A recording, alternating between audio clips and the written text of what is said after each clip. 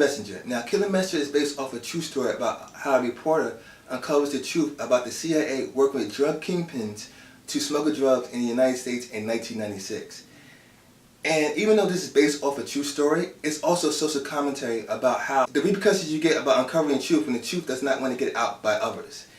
And this movie does an excellent job of doing that, because even though this movie is based off a true story, it has so many layers. Because honestly, this is a David and Goliath type story, and this movie does an excellent job in telling it. And this movie stars Jeremy Renner. Jeremy Renner is one of those actors, even though he got nominated for the Hurt Locker, he's one of those actors that are not really known as much as like a Brad Pitt or a Johnny Depp or Robert Downey Jr. But he definitely should be, because this guy can really act. There are 3 moments in the film you just show that Jeremy Renner is on top of his game.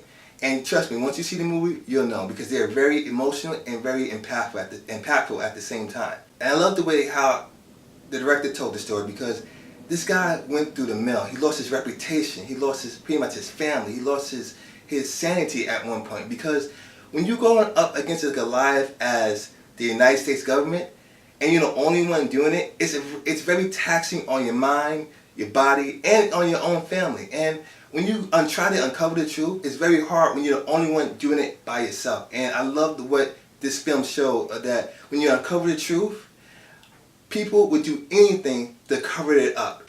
And it's worse when the fact that when you have a guy who has a good reputation for doing his job, and it just gets smeared by the government. This movie is such a good movie, and like I said before, Jeremy Renner does an amazing job. I mean, even all the actors across the board did an amazing job. Even his young son, one scene with his young son is just amazing. This is a movie that lives up to the title.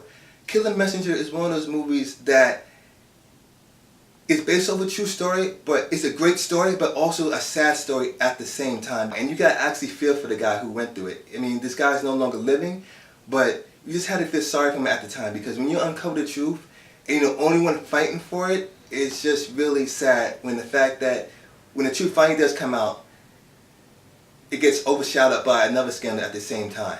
Killing Messenger is one of those stories I felt should be told, because it goes into the psyche of a man trying to fight for the truth, and how he gets covered up by the government officials who want the truth to be untold. This movie goes deep into the media, the newspaper, and how the government covers up something that wants to be hidden. And I feel Killing Messenger, even though it's a sad story like I said before, but it's the most important story that I feel most film fans and people in general should see.